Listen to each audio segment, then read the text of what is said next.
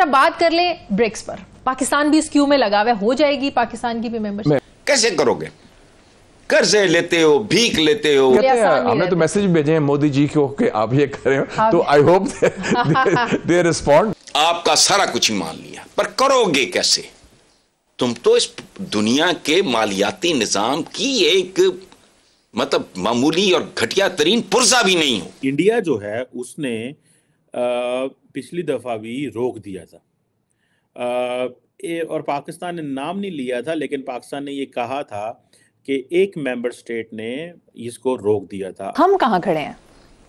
پہلی بات تو یہ ہے کہ ہم ہیں کہاں, ہم ہیں کون؟ لیکن انڈیا کی پالیسی کی سمجھ نہیں آتی نا امریکہ کے ساتھ. ایک طرف ہم پہ پریشر بھی رہتا ہے. لوور دیر کے علاقے میں جو فرنٹیئر کنسٹیبلری ہے ان کے اوپر مختلف جگہوں پہ حملے ہوئے ہیں, جہاں پر 3 جوان جو ہے وہ اپنی جانوں سے ہاتھ دھو بیٹھے ہیں.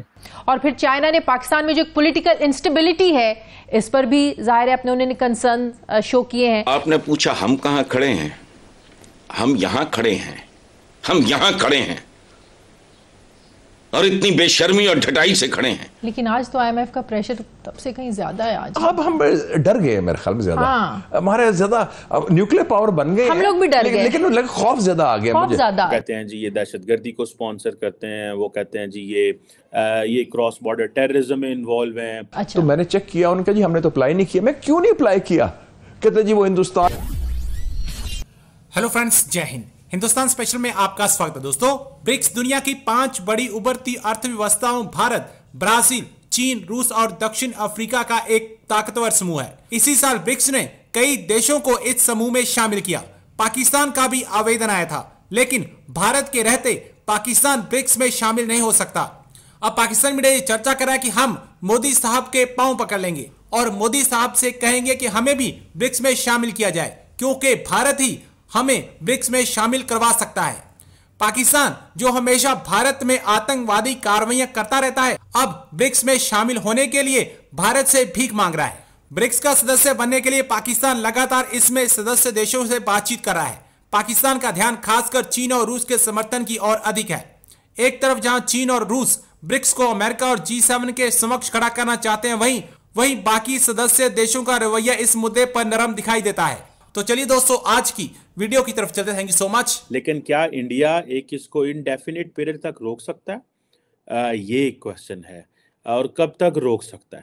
اور پھر اس میں یہ بھی ہے کہ اور جو بہت سارے ممالک ہوتے ہیں ان کی اپنی بھی اس میں ہوتا ہے کہ کل کو انڈیا کسی ملک کو سپورٹ کرنا چاہتا ہے تو چائنا بلاک کر سکتا ہے, یا ایسے بھی ہو سکتا ہے. سو مجھے لگتا ہے کہ ورچوئل اس کا اپوزیشن کا فائدہ اٹھا کے انڈیا نے بلاک تو کر لیا, لیکن کب تک کر سکتا ہے انڈیا اگر مزید اس کو بلاک کرتا ہے اور کہتا ہے کہ جی ہاں ہم نہیں چاہتے کہ پاکستان بنے پاکستان. اور وہ آپ کو پتہ ہے انڈیا کی ایک ریٹرک ہے, وہ کہتے ہیں جی یہ دہشت گردی کو سپانسر کرتے ہیں, وہ کہتے ہیں جی یہ جسے کہہ رہے ہیں نا کہ ایک ملیٹنٹ آرگنائزیشن کو سپانسر کرتے ہیں, یہ کراس بارڈر ٹیررزم میں انوالو ہیں, یہ چیزیں ہیں. سو پہلے تو چائنا نے اس کے اوپر کافی کیا اور انہوں نے اور ممالک کو ایڈ کر لیا, پر کیا چائنا اس کو مزید اس کے اوپر کیا کر سکتا ہے؟ چائنا کتنی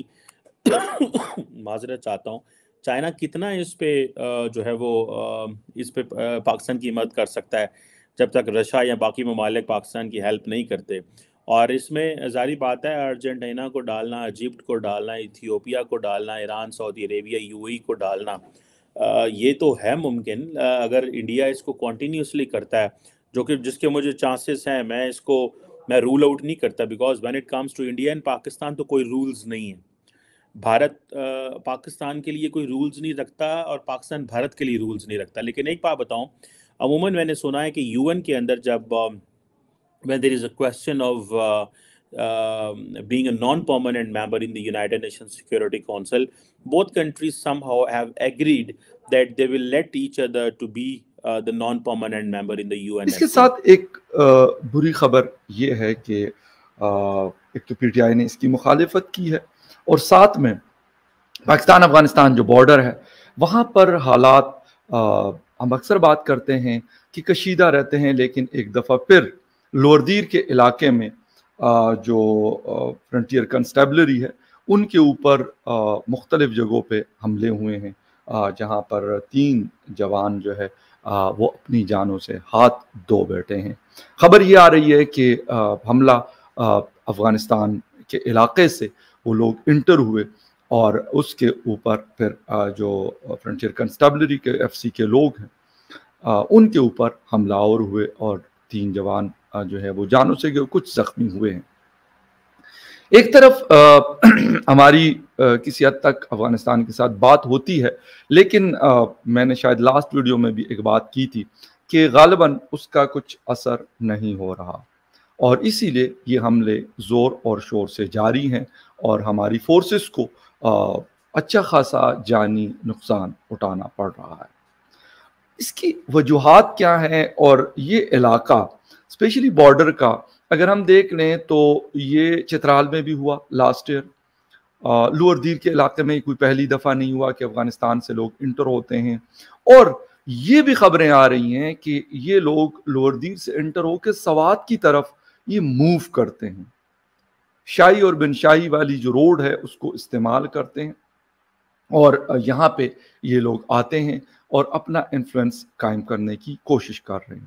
ایک بڑی میرے خیال میں ایک الارمنگ سچویشن یہ ہے کہ سوات میں جب 2010 میں بہت بڑے اسکیل پہ آپریشن ہوا اور پھر وہاں پہ حالات نارمل ہوئے اور دوبارہ سے آج سے کچھ سال پہلے ٹورزم دوبارہ سے سٹارٹ ہوئی جو وہاں کے ایک بڑا مین سورس آف انکم ہے، لیکن 2 واقعات، ایک تو جو اس طرح کی ملیٹنسی کے حوالے سے چیزیں ہیں یہ بڑی خطرناک ہوتی ہے کسی ملک کے لیے، کسی علاقے کے لیے، اور لوگ وہاں پہ جانا بند کر دیتے ہیں۔ دوسری چیز جو ریلیجیس ایکسٹریمزم والی چیز ہے یا جو انسیڈنٹ ہوا کچھ دن پہلے مدین کے اندر، اس نے ایسا لگتا ہے ہمیں ہر انسیڈنٹ شاید ہلا کے تو رکھ دیتا ہے لیکن کوئی واضح تبدیلی ہمیں نظر نہیں آتی۔